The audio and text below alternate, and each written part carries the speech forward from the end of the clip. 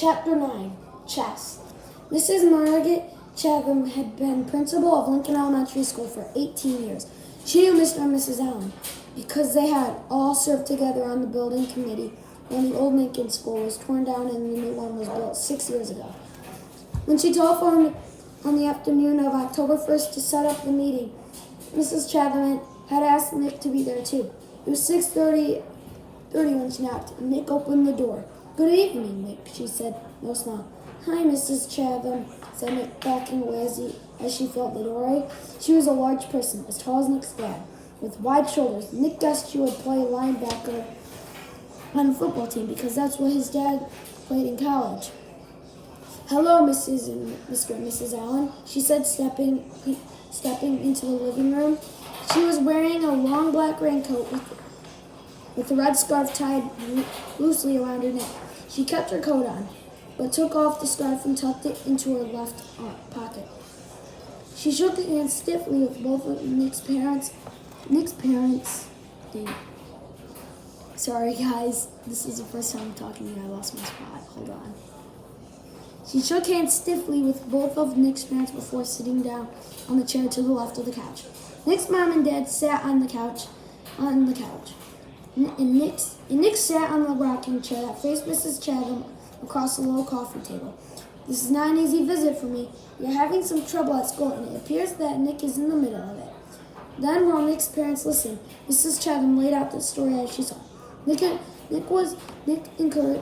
encouraging the other students to use his new word, Mrs. Granger forbidding it, a ruined fifth grade class picture, hundreds of kids staying after school, and a general feeling that there was a rebellion at school, with no one respecting the rules anymore.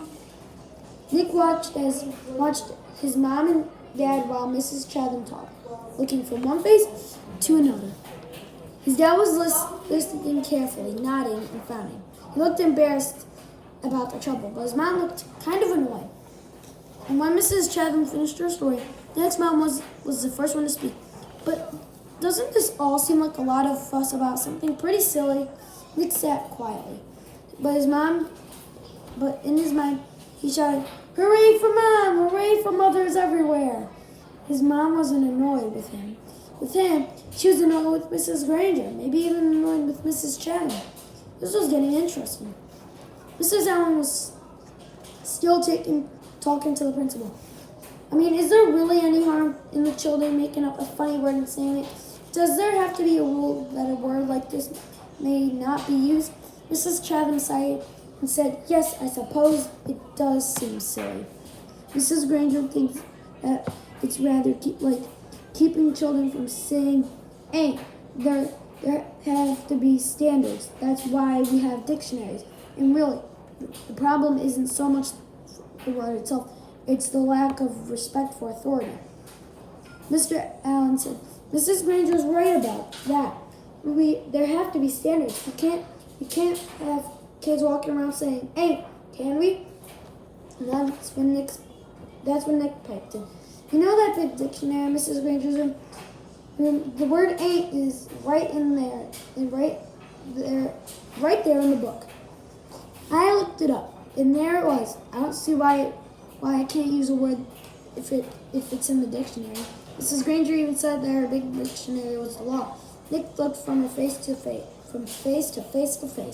That stumped them all. He had just launched a first class thought grenade. "Well, yes, but as I said, the word ain't and even the word Frindle, these are not the real issue here," said Mrs. Chatham. Mrs. Allen said, "Well, I think the real issue is Mrs. Granger's reaction to a harmless little experiment with language. It's an overreaction. Don't you think so, Tom?" Mrs. Allen looked at her husband. It was Mr. Allen's turn to look from face to face. He was the last. "Yes, well, sure, I guess so. I mean, it's not like anybody's been hurt. It's not like vandalism or stealing, something like that." His sentence trailed off, and he rubbed his chin and stared thoughtfully through the window on the wall behind Mrs. Chatham. And while the three grown-ups sat there in an uncomfortable moment of silence, Nick had a sudden vision of what was really going on here. It was a chess game, Nick against Mrs. Granger. Mrs. Granger just tried to end the game by using her queen, Mrs. Chatham, in her black raincoat, the Black Queen. Nick didn't know it until the attack was underway, but he had a powerful defender of his own, good old Mom, the White Queen, and the game was not over. It would go on until there was a winner and a loser. Mrs. Chatham didn't stay much longer. There was a little more talk back and forth across the chessboard about how children have a right to explore new ideas, about the importance of respecting teachers and the work they do, about everybody needing to keep them up standards and make school a safe place to learn. Then Mr. Allen offered Mrs. Chatham some coffee and banana bread, but she said, "No thanks, I really must be going now." She thanked Nick's parents and they thanked her. Nick opened the door and said, "Good night, Mrs. Chatham." Then the Black Queen put on her red scarf and walked off into the October twilight. "Nick, I think we'd better talk a little more about this," said his mom, sitting back down on the couch. "If I find out that you've been disrespectful to Mrs. Granger or any other teacher at school, then you really will be in big trouble. I haven't been disrespectful, honest. I dig that everybody started using my word. But it's like you said, it's not hurting anybody, and I'm sorry. If me and Dave and Pete got everybody to ask Mrs. Granger to borrow a Frindle, that was mean, I guess. But she started it by making kids stay after school and write 100 sentences just for saying my word once. All the kids like to use my word. It's just fun, that's all." "Well," said next day, "if it gets everyone upset and makes the principal come to talk to your mother and me, then it must not be fun for everybody, is it? And I think you should just tell all your friends to knock it off right now.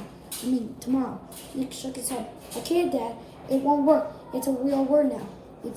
It used to be just mine, but not anymore. If I knew how to stop it, I think I probably would, but I can't." Nick looked at both of their faces to see if that idea was sinking in. It was, like I said, sinking in. It was, like I said, it won't be disrespectful. I do like my word. And I guess now we're just going to have to see what happens. And the chessmen, Nick's king and queen, had to agree. The game would go on.